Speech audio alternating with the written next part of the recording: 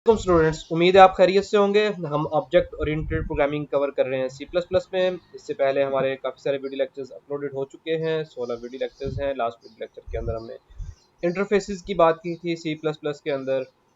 आज हम बात करेंगे constant versus non constant variables के साथ किस तरह से काम किया जाता है। पॉइंटर्स की सूरत में जब हमारे पास कांस्टेंट नॉन कांस्टेंट आ जाए तब किस तरह से काम किया जाता है। जब हम फंक्शंस की बात करते हैं, ऑब्जेक्ट की बात करते हैं, तो सारी आप आज कांस्टेंट और नॉन कांस्टेंट के बारे में चीज़ों को डिस्कस करेंगे। फर्स्ट ऑफ ऑल यहाँ पे देखें, अगर किसी वेरिएबल के साथ हम कांस्टेंट लगा देते हैं तो उसके अंदर जब एक दफ़ा वैल्यू असाइन कर दी जाती है तो दोबारा उसके अंदर कोई भी वैल्यू असाइन नहीं कर सकते, उसके अंदर कोई मॉडिफिकेशन नहीं कर सकते। हमें बहुत सारी चीज़ों की ज़रूरत पड़ती है जहाँ पे हम चाहते हैं फॉर एग्जांपल साइज़ है अरे का फिक्स हो जाए तो वो फिक्स रहे।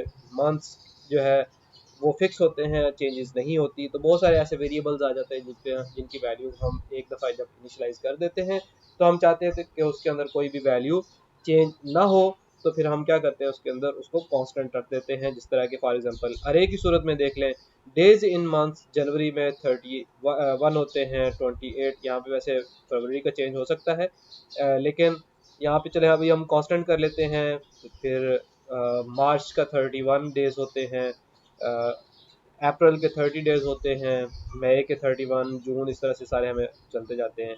अगर हम इस अरे को क्या कर दें, कांस्टेंट कर दें, तो इसके अंदर कोई भी वैल्यू को हम चेंज नहीं कर सकते, मॉडिफिकेशन इसके अंदर नहीं कर सकते। तो यहाँ पे कोड के अंदर भी मैंने यहाँ पे लिखा हुआ है कि मेरे पास अगर मैंने एक वेरिएबल कांस्टेंट ले लिया है और उसकी इनिशियलाइजेशन इस तरह से कर दी है, अब मैं इसको क्या करता हूँ, ये चेंज करना चाहता हूँ। तो यहाँ पे देखें, assign read only variable x, तो एक्स जो है वो रीड ओनली बन जाता है। सिर्फ और सिर्फ रीड कर सकते हैं इसको, सी आउट के अंदर जाके हम प्रिंट कर सकते हैं। हम इसकी कोई भी वैल्यू जो है वो चेंज नहीं कर सकते। फॉर एग्जाम्पल यहाँ पे एक और भी काम करके देखते हैं कि मैंने इनिशलाइज नहीं किया। तो यहाँ पे देखें कि इसको जब जब आप डिक्लेयर करते हैं उसी वक्त ही इनिशियलाइज करते हैं अनइनिशियलाइज कांस्टेंट वेरिएबल। अगर आप उसको बाद में इनिशियलाइज करना चाहें इस सूरत में तो आप बाद में इनिशियलाइज नहीं कर सकते। तो यहाँ पे आपको क्या करना पड़ेगा, जो भी उसकी वैल्यू है उसको इनिशियलाइज यहाँ पे कर दें ताकि बाद में वो चेंज नहीं हो सकती। इसको जैसे चेंज करना चाहें नहीं कर सकते, लेकिन आप इसको रीड कर सकते हैं। सी आउट के अंदर जाके आप एक्स करें, इसको मैं कमेंट कर देता हूँ। तो यहाँ पे देखिएगा कि एक्स की वैल्यू जो है वो मुझे यहाँ पे जो भी एक्स की वैल्यू है वो मुझे रिटर्न की जा रही है। सेम इसी तरह से अगर हम बात करें कि अरे की सूरत में, मैं ऊपर वाले को कमेंट कर देता हूँ इन दोनों को,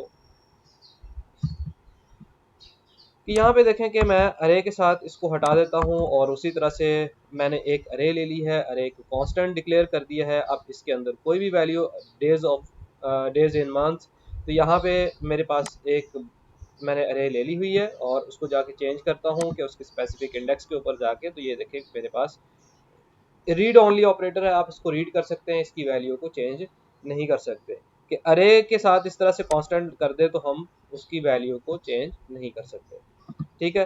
तो नेक्स्ट हमारे पास कॉन्सेप्ट है कि हम पॉइंटर्स के साथ इस कॉन्सेप्ट को किस तरह से करते हैं। यहाँ पे 4 कैटेगरी यहाँ पे हमारे पास आती हैं, कि हमारे पास non constant pointer to non constant data, जो कि अभी तक हम काम करते आ रहे हैं। ना पॉइंटर कांस्टेंट है, ना उसका डेटा जो है वो उसकी कांस्टेंट वैल्यू आती है। लेकिन आज हम नए कॉन्सेप्ट के साथ आ रहे हैं, एक non constant pointer to constant data. तो ये यहाँ पे मेरे पास मैंने बुक ओपन की हुई है, तो 393 के ऊपर जाके देखें कि हमारे पास ये देखें तो ये कॉन्सेप्ट हमारे पास आते हैं कि a non constant pointer to constant data constant. ये हमारे पास 4 यहाँ पे आ जाते हैं। मैं इसको वन बाय वन करके हम रीड करते हैं। अब फॉर एग्जांपल यहाँ पे देखें, a non constant pointer to constant data, अगर हम क्या करते हैं, यहाँ पे कांस्टेंट डिक्लेयर कर देते हैं तो अब उसके डेटा के अंदर जाके हम कोई भी चीज़ चेंज नहीं कर सकते। ठीक है। तो इसी एग्जांपल को यहाँ पे मैंने क्या किया है, देखिए यहाँ पे क्या लिखा हुआ है जी, a pointer that can be modified to point any data of the appropriate type, but the data to which it point cannot be modified through that pointer, कि इस पॉइंटर के थ्रू अगर कोई डेटा है हम उसको मॉडिफाई नहीं कर सकते। तो इसी एग्जांपल को मैंने यहाँ पे किया हुआ है, कि मेरे पास अगर ये इस तरह से आ जाए, ये देखें मैंने एक वेरिएबल यहाँ पे लिए एक्स एंड वाई, और इस मैंने इसके अंदर यहाँ पे देखें एक्स का रेफरेंस मैंने स्टोर कर दिया।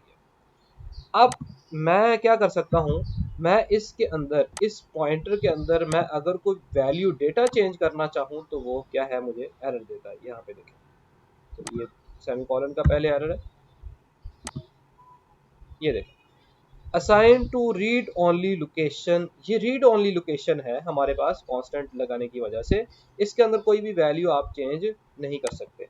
लेकिन इसके बरक्स अगर आप इसका रेफरेंस चेंज करना चाहें, ठीक है, तो ये देखें रेफरेंस चेंज हो रहा है, रेफरेंस चेंज हो गया, इसकी आउटपुट हमारे पास आ रही है। तो यहाँ पे क्या है कि a constant pointer to constant, a non constant pointer, pointer हमारे पास नॉन कांस्टेंट है लेकिन डेटा जो है वो हमारे पास कांस्टेंट आ जाएगा। वहां पे उस लोकेशन के ऊपर जाके आप डेटा को चेंज नहीं कर सकते। हाँ, इसका रेफरेंस एक्स की बजाय आप वाई को दे दें, वो हो जाएगा। सेम इसी तरह से अगर हम बात करें a constant pointer to non constant data. अब पहले हमने क्या किया हुआ था, हमने पहले कांस्टेंट इस जगह पे लिखा था, अब कांस्टेंट यहाँ पे लिख रहे हैं। तो अब इस सूरत में क्या होगा, इस सूरत में ये होगा, आप उसका एड्रेस चेंज नहीं कर सकते। पहले क्या था, पहले हम एड्रेस चेंज कर रहे थे, अब एड्रेस चेंज नहीं होगा बल्कि आप उसकी वैल्यू को क्या कर सकते हैं, चेंज कर सकते हैं। मैं यहाँ पे जाके क्या करता हूँ, इसी चीज़ को यहाँ से उठाता हूँ और यहाँ पे कर देता हूँ, ठीक है। अच्छा, अब पहले क्या हो रहा था, पहले ये काम हो रहा था और ये नहीं हो रहा था। अब क्या होगा, अब ये इसके ऊपर एरर आएगा, इसके ऊपर एरर नहीं आएगा। ये देखिए अब इसके ऊपर एरर आना शुरू हो गया, लेकिन जो नीचे वाला था पहले एरर आ रहा था इसके ऊपर, ये देखें इसके ऊपर कोई एरर नहीं है। आप इसको सी आउट करके इस तरह से इसकी वैल्यू को भी देख सकते हैं। पहले 6 हमारे पास एक्स थी, 6 थी, यहाँ पे इसकी क्या आ जाएगी, वैल्यू चेंज हो जाएगी। तो नॉन कांस्टेंट डेटा हमारे पास आ जाएगा। और तीसरा जो केस हमारे पास आ रहा है कि constant pointer to constant data, उस सूरत के अंदर के हमारे पास इसी चीज़ को मैं कॉपी करता हूँ, यहाँ से कॉपी करके यहाँ पे ले जाता हूँ और इसको रन करता हूँ। तो यहाँ पे देखें ना, तो ये वाली इसका लोकेशन चेंज होगी, इसके ऊपर भी एरर आ रहा है। और इसी तरह से मैं दूसरे दोबारा फिर करता हूँ यहाँ पे, तो ये देखें इसके ऊपर भी एरर है। ना आप रेफरेंस चेंज कर सकते हैं और ना ही आप इसकी कोई उसका डेटा चेंज कर सकते हैं। तो दोनों ही constant pointer and constant data हमारे पास ये बुक के अंदर कॉन्सेप्ट आता है, ठीक है। तो इसके अंदर मजीद एक और एग्जांपल्स यहाँ पे बुक्स में उसने दी हुई है, बुक के अंदर दी हुई है, हम उसको रीड आउट कर लेते हैं। फॉर एग्जांपल यहाँ पे देखें मेन मेथड, यहाँ पे देखें कि उसने y की वैल्यू इस तरह से इनिशियलाइज की है। इसका मतलब int y is equal to 0। आप इस तरह से भी इनिशियलाइज कर सकते हैं, करली ब्रैकेट्स लेके आप इस तरह से जब इनिशियलाइज करवाते हैं तो ये जो हमारे पास कंपाइलर का 11 वर्जन है उसके बाद ऑनवर्ड जो है वो हमारे पास इस तरह से इनिशियलाइजेशन हो सकती है, जो कि इस तरह से कहते हैं ज़्यादा सेफ मोड के अंदर आप इनिशियलाइज कर सकते हैं। अब इस फंक्शन के अंदर देखें, इस फंक्शन के अंदर उसने क्या किया है, मेरे पास ये वाली प्रॉपर्टी ली है और ये प्रॉपर्टी किस में हमारे पास आती थी, दोबारा फिर इसको मैं ओपन कर लेता हूँ। Non constant pointer to constant data, ठीक है, जो कि पहले हमारे पास आ जाए non constant pointer to constant data. Data इसमें क्या हो जाता है, हमारे पास कांस्टेंट आ जाता है। यहाँ पे देखें कि आप उसका डेटा कांस्टेंट है और उसके अंदर जब आप यहाँ पे ऐसे उसका ले लेते हैं, आप आर्ग्यूमेंट में ये चीज़ ले लेते हैं तो आप उसकी मॉडिफिकेशन यहाँ पे नहीं कर सकते। ये एक एग्जांपल उसने यहाँ पे दी हुई है। इसी तरह से ये बाकी एग्जांपल्स भी उसने दी हुई हैं। ये नेक्स्ट पार्ट जो है constant pointer to non constant data, non constant data के अंदर उसने ये देखे कि इस तरह से उसको डिक्लेरेशन की है। अब ये इस तरह से इनिशियलाइजेशन कर सकते हैं जिस तरह से पहले बात की गई है कि आप ये देखें उसके पॉइंटर को रेफरेंस वैल्यू असाइन कर रहा है। तो ये आप उसका डेटा तो इस तरह से असाइन कर सकते हैं लेकिन उसकी वैल्यू जो है वो आप असाइन नहीं कर सकते। और लास्ट पे हमारे पास था कि constant pointer and constant data, दोनों चीज़ें, उसमें कोई भी वैल्यू जो है वो अपना उसका रेफरेंस चेंज कर सकते हैं और ना ही आप उसका जो है वो कर सकते हैं, वैल्यू उसके डेटा को चेंज कर सकते हैं। ठीक हो गया जी। इसके बाद हमारे पास आता है कि कांस्टेंट फंक्शन, कि अगर बल्कि इसके ऊपर बात हो चुकी है, ये नहीं, वो फंक्शन की सूरत में उसने पास कर दिया था यहाँ पे पॉइंटर की फॉर्म में हमें हमें ये वेरिएबल लिया उसने। मैं इसी चीज़ को विदाउट पॉइंटर ले लेता हूँ कांस्टेंट विद फंक्शन, कि अगर हमने कोई वैल्यू भी इस तरह से आर्गुमेंट पास किया है उसके फंक्शन के अंदर तो उसकी वैल्यू को भी आप क्या कर सकते हैं, चेंज नहीं कर सकते। नीचे से देखें ये वैल्यू 5 जा रही है, तो यहाँ पे वैल्यू 5 है अगर इस फंक्शन के अंदर जाके आप क्या करना चाहते हैं, इसकी वैल्यू को चेंज करना चाहेंगे तो वो नहीं होगा, तो आप इसकी वैल्यू को चेंज नहीं कर सकते। मैंने इसी चीज़ को यहाँ पे इस बुक के अंदर इस तरह से इसने शो भी किया हुआ है, ये वाली वैल्यू कि आप इसके वैल्यू को चेंज नहीं कर सकते। लेकिन ये पॉइंटर्स के कॉन्सेप्ट के साथ था, पॉइंटर के साथ विदाउट पॉइंटर मैंने यहाँ पे कांस्टेंट, यहाँ पे वेरिएबल एक ले लिया। ठीक हो गया जी। वंस अगेन इसको रिवाइज करते हैं। मैंने पहले बात की है किसी एक वेरिएबल की, फिर मैंने बात की अरे की, अरे के बाद फिर मैंने पॉइंटर्स के सूरत में आ गया। पॉइंटर में दो चीज़ें हैं, कांस्टेंट पॉइंटर, कांस्टेंट वेरिएबल। अब इन चारों का आपस में चार कैटेगरीज बनती हैं। एक में आप डेटा चेंज कर सकते हैं, दूसरे के अंदर आप रेफरेंस चेंज कर सकते हैं, और तीसरे के अंदर आप दोनों ही चीज़ें चेंज नहीं कर सकते। हाँ, नॉन कांस्टेंट अगर आपका है पॉइंटर है और नॉन कांस्टेंट डेटा है तो आप कुछ भी चेंज कर सकते हैं, उसके अंदर रेफरेंस भी चेंज कर सकते हैं, उसके अंदर वो भी चेंज कर सकते हैं। और इसी तरह से फंक्शन के अंदर ये अगर हमारे पास कांस्टेंट आर्गुमेंट चला जाए तो उसकी वैल्यू को चेंज नहीं कर सकते, जो इधर से पास होके जा रही है वैल्यू वही यहाँ पे रहेगी, उसके अलावा कोई और नहीं होते हैं। चूंकि हम कोर्स कर रहे हैं, कवर कर रहे हैं ऑब्जेक्ट ओरिएंटेड प्रोग्रामिंग का, जिसके अंदर क्लासेस का कॉन्सेप्ट आ जाता है, जिसमें एट्रीब्यूट्स का आता है, जिसमें गेटर, सेटर, कंस्ट्रक्टर, डिस्ट्रक्टर, और इसमें गेटर सेटर की बात करते हैं, हम मुख्तलिफ मेथड्स की बात करते हैं। तो यहाँ पे देखें कि हमारे पास एक मैंने लिखा है यहाँ पे एक क्लास लिखी हुई है, बुक की क्लास लिखी हुई है। बुक की क्लास के अंदर मैंने दो उसके एट्रीब्यूट्स ले लिए, जो कि नेम का है, प्राइस का है। यहाँ पे उसका कंस्ट्रक्टर ले लिया, कंस्ट्रक्टर लेके यहाँ पे देखें कंस्ट्रक्टर के अंदर जो मैंने आर्ग्यूमेंट पास किया वो एक कांस्टेंट टाइप का, ठीक है। और फिर मैंने उसकी इनिशियलाइजेशन इस तरीके से कर रहा हूँ, अगर आपके एट्रीब्यूट्स वो कांस्टेंट हैं तो उसकी इनिशियलाइजेशन या तो फिर यहीं पे होगी। दूसरा तरीका आपका क्या है, यहाँ पे इनिशियलाइज कर दें तो फिर कंस्ट्रक्टर बनाने का क्या फायदा। कंस्ट्रक्टर तो असल में होता है कि आप उसकी इनिशियलाइजेशन करना चाह रहे हैं, तो उसका दूसरा असल जो तरीका है कि ऑब्जेक्ट के साथ उसकी इनिशियलाइजेशन हो। तो जब ऑब्जेक्ट के साथ उसकी इनिशियलाइजेशन हो, उसका तरीकाकार ये है कि आप उसके कॉलन लगाएं, कॉलन लगा के इस तरह से आप उसकी इनिशियलाइजेशन करें। और ये सिर्फ इसी चीज के लिए नहीं, आप वैसे भी इसका मतलब क्या है इस सिंटेक्स का, आप इसका सिंटेक्स का मतलब ये है कि आप इसको सेम इसी तरह से समझ लें कि name is equal to N लिखा गया है, ठीक है। और अगर आप बुक देखेंगे तो उसके अंदर उसने जरूरी नहीं है कि कांस्टेंट वेरिएबल को इस तरह से इनिशियलाइज किया, आप अगर कांस्टेंट नहीं भी है तो उसको भी वो इसी तरह से इनिशियलाइज कर रहा है। और वो बताता ये है कि ये एक अच्छा तरीका है, बजाय इसके कि name is equal to N करें या आई इज इक्वल टू 0 करें या इस तरह से कोई और आप इनिशियलाइजेशन करना चाहें, तो बजाय इज इक्वल टू लगाने के आप इस तरह से करली ब्रैकेट लगा के उसको इनिशियलाइज करें, ठीक है। अब यहाँ पे देखें कि मैंने इसके अंदर क्या किया फर्दर आगे, मैंने एक डिस्प्ले का एक मेथड बनाया जिसके अंदर दोनों चीज़ें डिस्प्ले हो रही हैं। मैंने सेट नेम का एक मेथड बनाया। अब इस सेट नेम का मेथड बनाने का फ़ायदा नहीं है, क्योंकि नेम जो है वो मेरे पास कांस्टेंट है, यहाँ पे वैल्यू अपडेट करने का कोई फ़ायदा नहीं है। बेशक इसको आप इसको रिमूव करके इस तरह से देख भी लें। इसको हम रन करके देखते हैं तो यहाँ पे देखें वो एरर देगा, वो क्योंकि हमारे पास नेम जो है वो एक कांस्टेंट वेरिएबल है। सेट प्राइस, प्राइस को हम सेट कर सकते हैं, एक कांस्टेंट मेथड ले लिया। अब डिस्प्ले जो है वो तो हमारे पास है, कांस्टेंट नहीं है मेथड, लेकिन ये वाला मेथड जो है वो एक कांस्टेंट मेथड है। इसके अंदर आप वैल्यू को चेंज भी नहीं कर सकते। अगर आप इसको चेंज करने की कोशिश भी करें कि नेम इज इक्वल टू चले प्राइस इज इक्वल टू 1 2 3 और इसको चला के देखते हैं, तो ये देखें कि मेरे पास कांस्टेंट चूंकि फंक्शन है, इसको इसके अंदर कोई भी वैल्यू अपडेट भी नहीं कर सकते अगर कोई मेथड हमारे पास कांस्टेंट आ जाएगा, ठीक है। तो ये दो चार चीज़ें मैंने अभी बता दी हैं। एक तो इस तरह से इनिशियलाइजेशन करते हैं आप किसी भी कांस्टेंट वैल्यू की कंस्ट्रक्टर के टाइम पे ऑब्जेक्ट बनाते वक्त। दूसरा ये है कि आप उसका कंस्ट्रक्टर सेट मेथड बनाने का कोई फ़ायदा नहीं है। तीसरी चीज़ है कि अगर आपने कोई एक मेथड कांस्टेंट लिखना है तो वो किस तरह से लिखेंगे, यहाँ पे कांस्टेंट लगाएंगे और उसके अंदर कोई भी वैल्यू आप सेट नहीं कर सकते। हाँ, ये रीड ओनली फंक्शन है, आप जस्ट उसको क्या कर सकते हैं, सी आउट करके रीड कर सकते हैं इसमें से।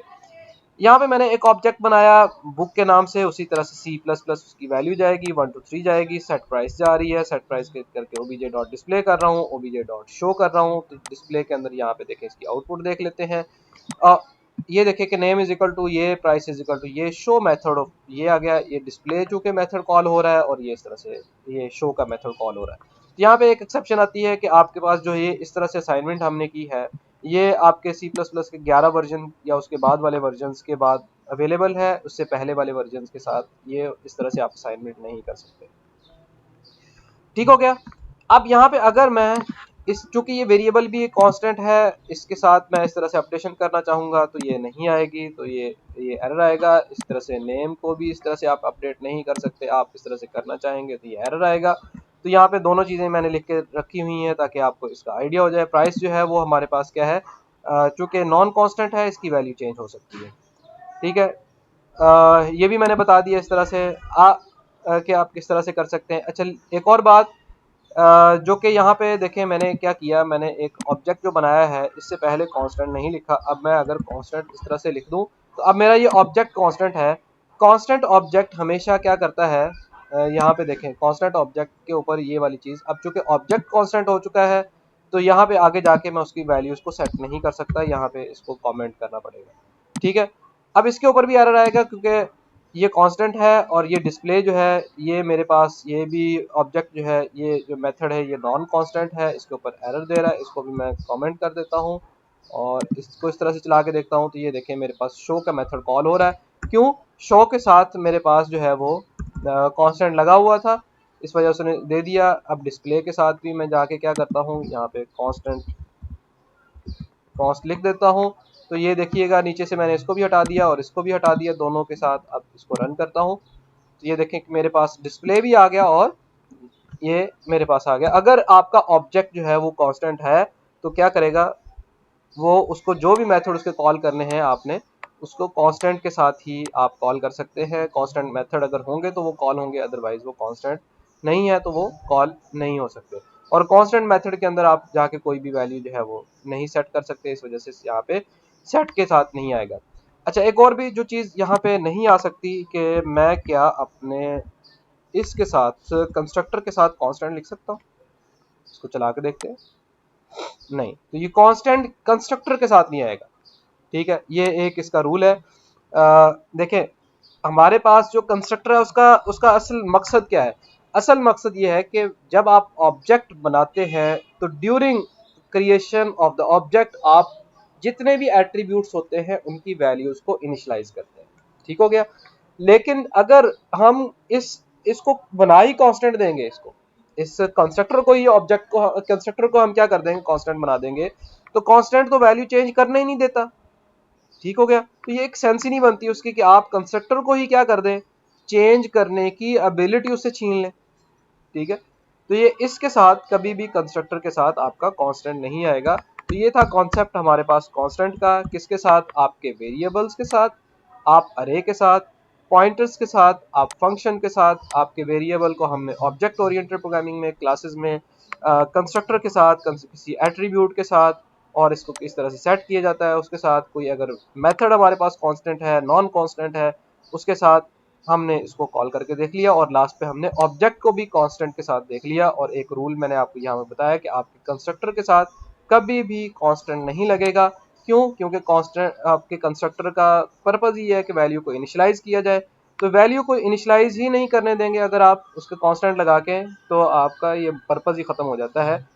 ठीक है, तो उम्मीद है आपको इसकी कॉन्सेप्ट की समझ आई होगी। But if you have any question you can comment here. आप गूगल क्लासरूम के अंदर भी जाके इस क्वेश्चन को पूछ सकते हैं। Thank you for watching this video. अल्लाह हाफिज़।